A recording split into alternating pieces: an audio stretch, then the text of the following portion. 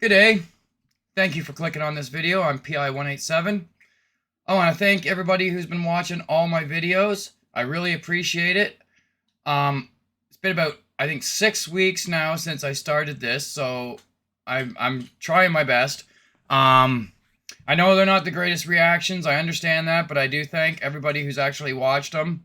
I'm trying to get better. If you guys have any suggestions, put them in the comments, because believe me, I could use them.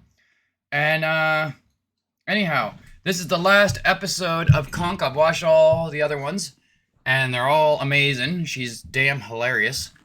So, let's just get into this, last episode. Get my headset on here. Alright, you guys ready? Throughout this series, I've been on a journey up through Britain's history. Now I'm almost at the end of that road. At the point where olden times end and now times begin. A time when the archive footage goes colour at long fucking last, and some things you might have actually heard of happened.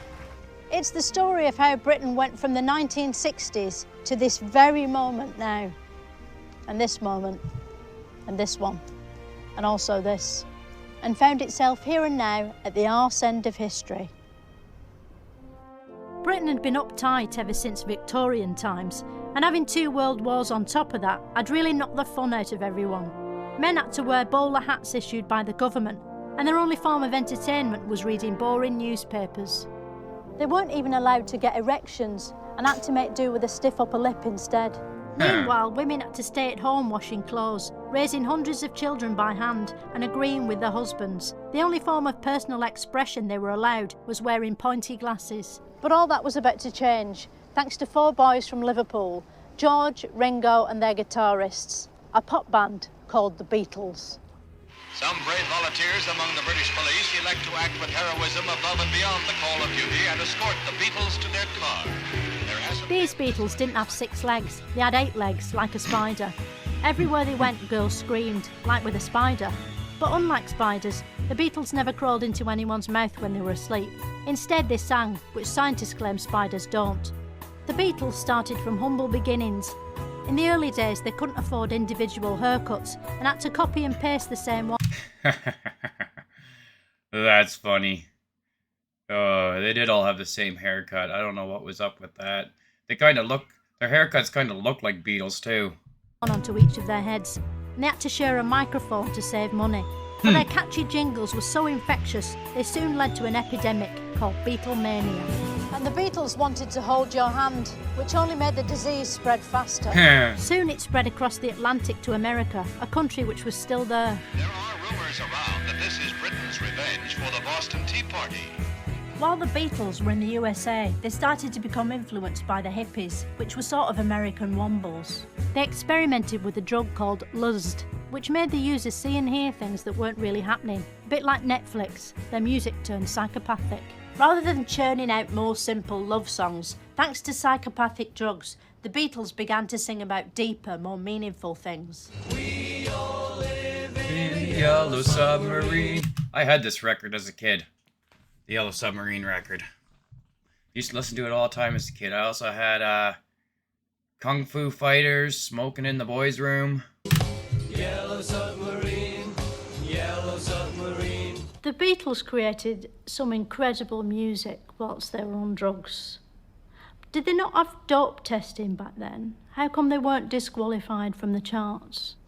Well, as a matter of fact, there were songs they did that the BBC, who in those days were most of the radio stations, thought were references to drug taking, so they did ban them from the charts. It's weird that the Beatles' LSD songs are so happy, isn't it? Because LSD isn't always a happy experience. Like, my mate Paul met this Italian couple whilst he was backpacking, and they invited him back to their room for a threesome.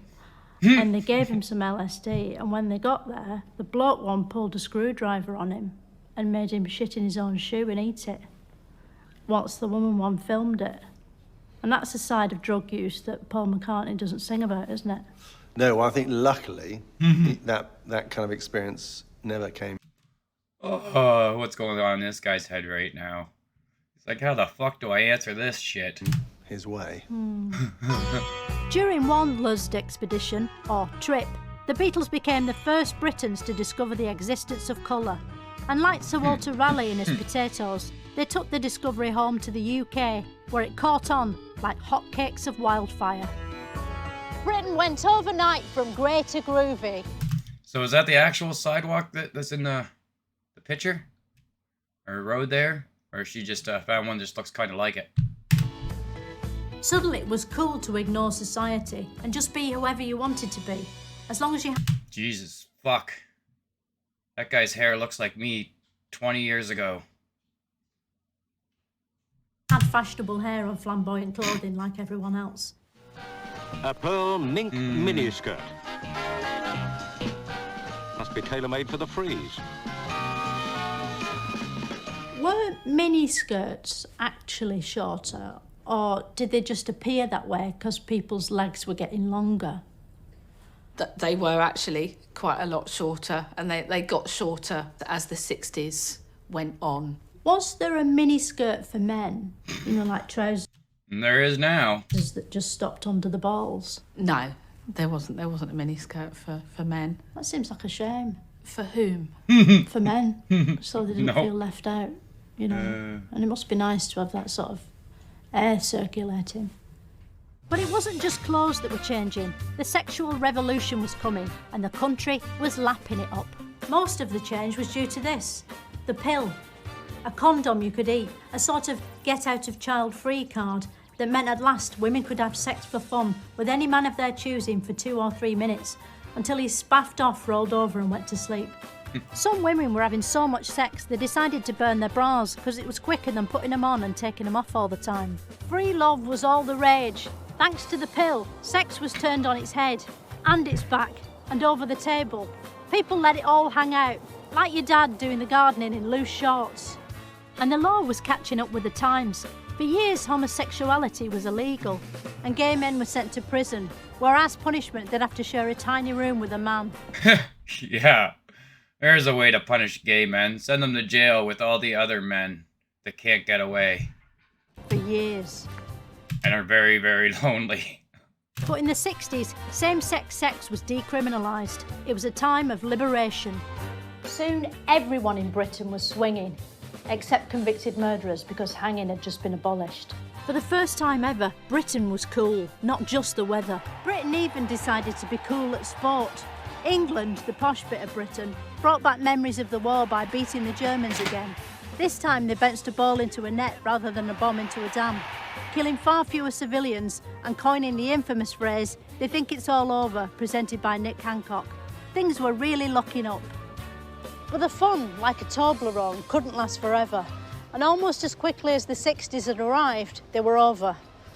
Give or take 10 years. And now it was the 1970s' turn to happen. The 1970s was a time of great change, and the first change was the economy. Britain had a new Prime Minister, Edward Heath. With his love of yachts, classical music and church organs, Edward Heath seemed to be a real man of the people. But Heath soon found himself facing a financial crisis, the likes of which the world only sees about every 10 years or so. Thanks to inflation, prices were getting bigger while wages were getting smaller. The country was in chaos. Britain was said to have the British disease, and there was no known cure, apart from not to be Britain anymore, which is why Ted Heath insisted we should become part of Europe. Soon Britain entered the European Common Market in what should have been called Brentrance, but wasn't. It was so perfect, we held a referendum to check whether Britain should stay in Europe. Yes is now showing at 67% and the no vote at 33%. And it turned out everybody was happy with the idea, as a majority secretly are today, but daren't mention. But things were still rubbish. There was rising unemployment, widespread industrial action, and an energy crisis, which meant for the first time people had to justify how much electricity they were using. But elsewhere These heat on only the one estate, room. one bar of an electric fire was heating a defiant old age pensioner. If we don't need 2 bars on, well, we don't have 2 bars on. If we need 2 bars on, then put 2 bars on. It's logic, it's human nature. So if the weather suddenly turns very cold again, you're probably going to have to put the other bar on. Yeah, as you can see, I'm now wearing a t-shirt finally and not wearing my toque on my head. Summer's finally come in Canada. It only showed up a couple months late. I'll put the other bar on and the reflector. I'll have the lot. Literally, we had hail last week. Like, snow and hail the size of, like, twice the size of peas. And, now it's, like, plus 20 something outside in a matter of days. Pretty nice. Soon power cuts became all the rage. Because the lights kept going out at a moment's notice, plunging everyone into darkness, there was no point dressing nicely. And as a result, the world of fashion decided to simply give up. Every item of clothing in the world went off overnight, and the sickness spread to haircuts, which caught Dutch Elm. I think he didn't have to have those overalls pulled up so tight, did he? Disease and became horribly disfigured. Even the air in the sky started I guess to that look was the dingy style. and awful, and like it was all filmed underwater. To cap it all, in Northern Ireland, a civil war was breaking out, but so as not to scare anyone, they didn't call it a civil war, they just called it the Troubles, like it was a tummy bug or something. People were angry, and all that pent-up fury had to go somewhere. Conditions were ripe for a musical explosion known as punk.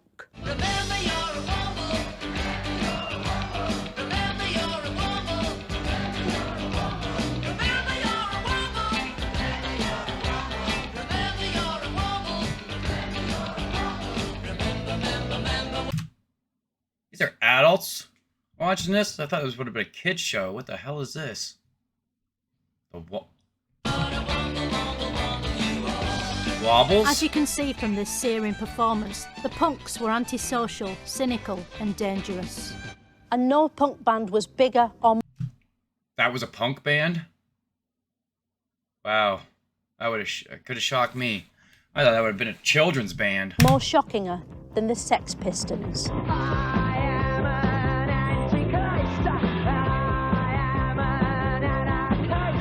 They had shocking names like Johnny Bottom and Sid Knickers, and they wore shocking homemade clothes and put hankies on their heads, hence their famous call to arms, handkerchiefs in the UK. But the most shocking thing they did was swearing on TV. An incident so outrageous that in the time since it first happened, it's only ever been seen again 300 or maybe 400 times in music documentaries. What? Nothing, a rude word. Next question. No. What was the rude word? Shit. Was it really? Good heavens. The Sex Pistols were fired, weren't they, as TV presenters? What was all that about? Well, I think the thing about the Sex Pistols were that they had a lot of impact because they got a lot of, shock value and sensation in the papers and on telly. And they helped really launch the movement of punk because everybody knew about what they were up to. But I don't understand why they got fired on the telly. Well, they swore. Oh, right, yeah. Okay. That was quite shocking back then, wasn't it? Back then it was. Not now, though, No. really. Now No, you you'd have wouldn't. to do something much bigger, wouldn't you? Yeah. You'd have to, do a poo on the one show or something. Yes. And then... Even then, you might not get fired. What if you sort of then hike your trousers up without even wiping? But punk wasn't the only sign the country had gone to the dogs. In 1978, literally everyone went on strike in the winter of discomfort. 78, they said? I was 1 year old. Wow, that was a while ago. Even punks went on strike. Was that all garbage? Refusing to put on their punk uniforms and instead dressing like normal people. Something had to be done. So it was decided to start the 1980s a year early with the election of a new Prime Minister in 1979. Margaret Thatcher, street name Mrs. Her Majesty, the Queen, has asked me to form a new administration. Thatcher's election was a watershed. It proved that absolutely anyone could become Prime Minister, provided they went to Oxford and married a millionaire. As well as a uterus, Mrs. Thatcher had a vision, an economic vision with all coins up it. She believed in laissez-faire economics, which is French for something, and then English again for the economics bit.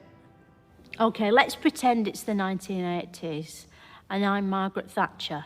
This is a political interview. What would you ask me? I think I would start by asking if this was the early part of her period in office, why she was setting interest rates so high, why she was allowing the exchange rate to go so high in a way that was really damaging British industry, and causing a huge rise in unemployment. And didn't she think that she was causing huge unnecessary suffering? Jeez, he didn't have anything nice to say about her, did he? You're not expecting me to answer that, seriously. Mrs. Thatcher had saved the nation from chaos with her tough economic policies, and a grateful nation erupted into lively street parties. The sense of jubilation continued during the royal wedding of the century. It was a dream come true, as the then future and still future King of England, the Prince of Charles, married one of the 3 people in his marriage, the future Queen of Hearts, Lady Diana Frank Spencer, in a wedding just like something from a fairy tale, except without a wolf or dwarfs or a beanstalk, or a happy ending. But while people waved flags like idiots at home, trouble was brewing overseas, at a faraway corner of foreign Britain known as the Isle of Falklands Island. This island was invaded by Argentinians who'd mistaken it for an identical island they'd left lying around in exactly the same place a few centuries ago. Mrs. Thatcher immediately fought back by bravely ordering troops to fight and die on her behalf. And soon, that famous flag, the Union Jack, was flying over the Isle of Falklands Island once again. Beating the Argentines at war sealed Mrs. Thatcher's reputation as a tough guy so much that people started to call her the Iron Lady. And she soon got another chance to prove how hard she was, not in a major war, but a minor strike. During Mrs. Thatcher's reign, there was the miners' strike, wasn't there? Yeah. Why was it considered minor? Yeah. It wasn't considered minor. It was a strike by miners, people who go, underground and dig out coal. Right. What's a mine? So a mine is the underground construction where you dig out the coal. Right. What's coal? So coal is this black rock that you burn. Right. And that's grown underground. And that's underground. So the miners go in the mine. They do. And they get the coal. And they get the coal. And then they went on strike. Yeah. The miners struck their strike in 1984, led by their leader, Arthur Scarface. We've got to stop out while November and December will beat this coal boiler. Thatcher refused to back down, and soon the two sides were at war. A class war. The rich police on their horses in their smart uniforms, and the poor dirty miners fighting with bits of coal. It was like something out of the Russian Revolution, except it was happening here, in Britain, somewhere near you, if you live near a mine. The miners' strike, perhaps the most bitter dispute Britain had seen in years, tore generations apart before ending in 1985, one whole year before the terrestrial broadcast premiere of the BBC sitcom here we go. Brushstrokes.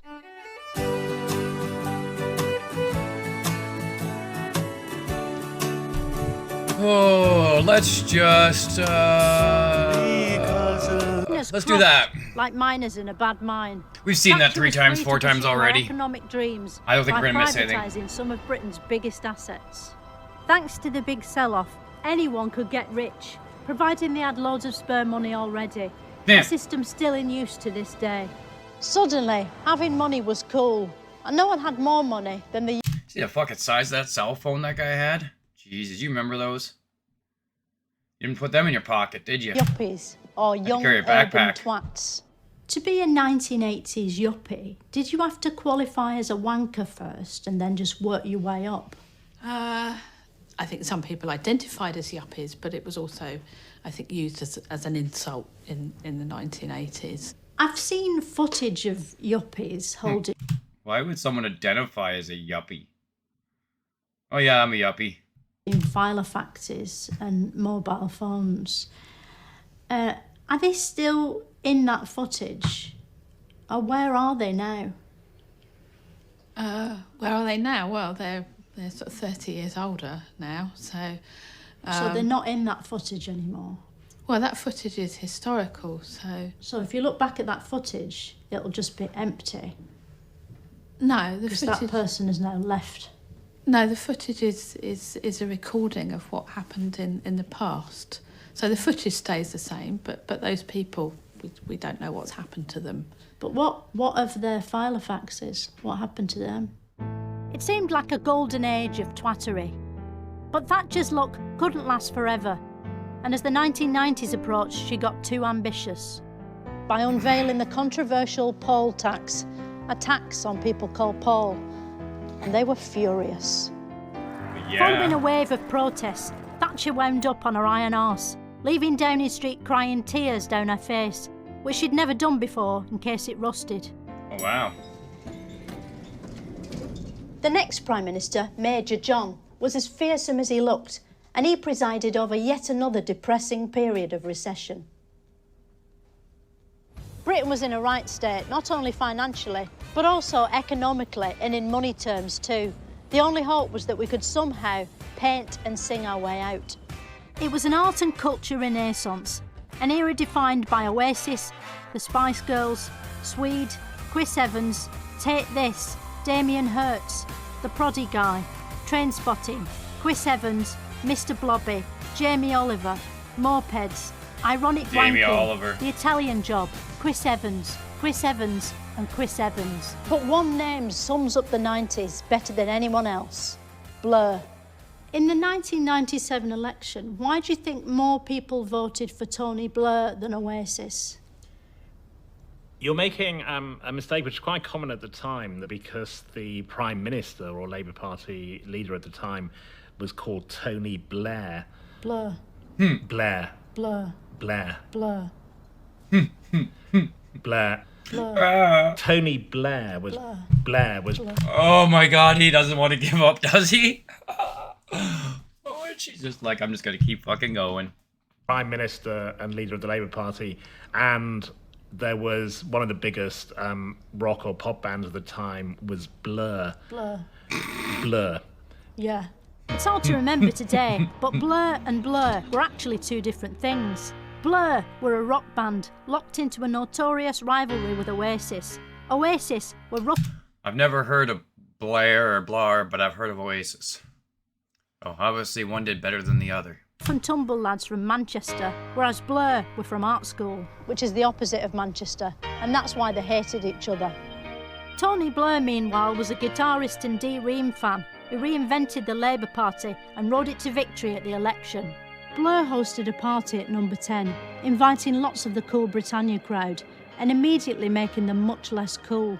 Anyone who was a massive prick was there, but the party atmosphere was interrupted by tragedy. Diana's death couldn't have come at a worse time for a nation that had just got really into being judgmental about her sex life. The sense of loss was shocking. It's hard to convey the atmosphere to younger viewers, although it's fair to say the general mood was... and also... Yep. But because emojis... and across the whole world, I'd say. ...hadn't yet been invented, people had to cry with their faces. Millions looked to the Queen to pull a ceremonial sad face in solidarity. But with the monarch constitutionally forbidden to express emotion, their pleas fell on deaf tear ducts. Tony Blair stepped in to say what needed to be said. He called Diana the Peebles Princess. She was the People's Princess. Even though she wasn't from Peebles, she was from Norfolk. But sometimes the facts aren't as important as how something sounds. It was the first step on a post-pop career that turned the Prime Minister into a living saint, like Bono or Holly Willoughby.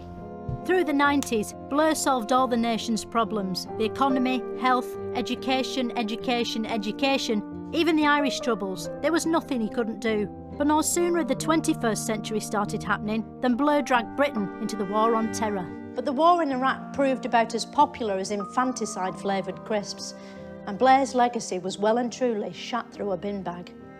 Blair slinked off to live inside a haunted mirror, leaving number 10 under the stewardship of a man with all the carefree joie de vivre of a haunted cave in Poland, Gordon Brown. Gordon Brown knew mainly about coins, but that wouldn't help him because all the coins were about to implode. In a financial crisis, which would become known as the financial crisis.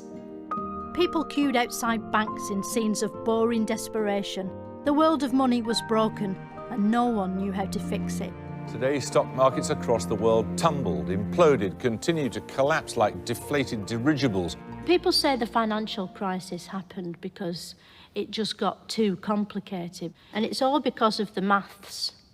If we took maths out of the equation, it'd be much easier. Couldn't we use something else instead of numbers? I think that actually you're right in a way, that there is too much. I don't think she was expecting that, was she? Maths in the way that people think about Where's the he economy. going with this? And one of the things that occasionally goes wrong is that economists think that they can build. Let's go, girls. Oh, the look on his face. It's like you really didn't turn your phone off before the interview. Sorry about that. After Gordon Brown stuck a plaster on the economy and left, the country needed a strong leader, and luckily, one man stepped up to single-handedly save the nation. The finest Prime Minister Britain has ever had, a man whose name will never be forgotten, Davis Cameron. Davis Cameron skillfully I'd have to know it before I'd forget it, I guess. almost won the 2010 election and formed a Brokeback Mountain-style coalition with the equally visionary and beloved Nick Clegg.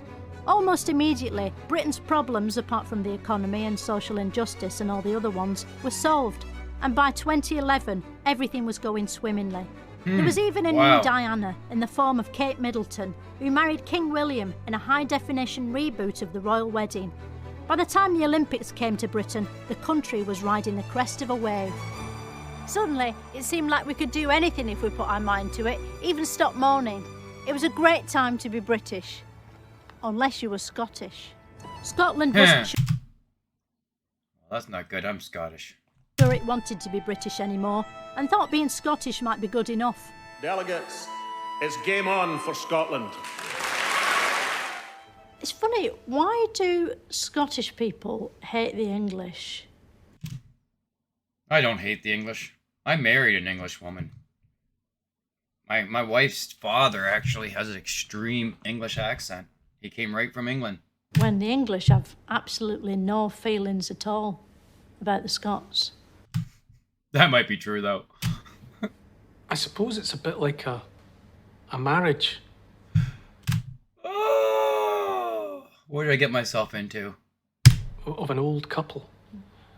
It's as though Scotland and England got married when they were young, and it's constantly under debate whether they're better off staying together for the sake of the pension and the house, or if they should get divorced. England snores. England looks to me like the kind of person that snores. The Scots held something called a referendum, which is a way of asking the public what they want to happen, and then actually taking them seriously, unlike in an election. In the end, Scotland voted to stay attached to England, using a system of fields and roads as before. But the referendum had been such a hit that Davis Cameron decided he wanted one too. But this referendum would be about a different country, Europe. And I will go to Parliament and propose that the British people decide our future in Europe. It was a simple choice. Should Britain leave things as they were and stay part of Europe? Or alternatively, remain on its own and become part of England instead? One thing's for sure, Davis Cameron's referendum would stop anyone arguing about Europe ever again. When the sun rose on the 24th of June 2016, with it came the news that Britain had voted out. Brexit was happening, and everyone was delighted. That is now statistically, mathematically there, that the Leave campaign have won. The Brexit result shook everything up. Suddenly, Davis Cameron was out, Theresa May was in, and Jeremy Corbyn was sexually attractive. The future of Britain is now more uncertain than any point in the past, which is the opposite of its future. Right now, is Britain at an important moment in history, or a significant one? I'd say really important. Not significant. Well, both. What if you had to choose one? Important. Not significant. Just because it's important doesn't mean they can be both. They can be important and significant. Not in this. Okay. You have to choose one. If I'm going to choose one, Yeah. I'll choose important. So it's not significant. Throughout this series, I've charted the story of Britain, and it's a story that ends here. You couldn't hold country together. once again at a turning point between a rock and a harder rock. Closing one door with a foot in the past and opening another with an eye to the future. An eye that's looking at itself in the mirror and asking the question, what sort of massive country am I? Can the nation that withstood Romans, Vikings, plagues, great fires, rippers and Hitler survive itself? Will it draw upon the spirit of King Arthur, Lord Nelson, Queen Victoria, Charles Darwin and Andy Crane? Who will the Britain of tomorrow look like, and why? Britain didn't get to have a long history by ceasing to exist or being born yesterday. The one thing we can be sure of is that Britain is Britain, and it'll stay that way forever, until it's not.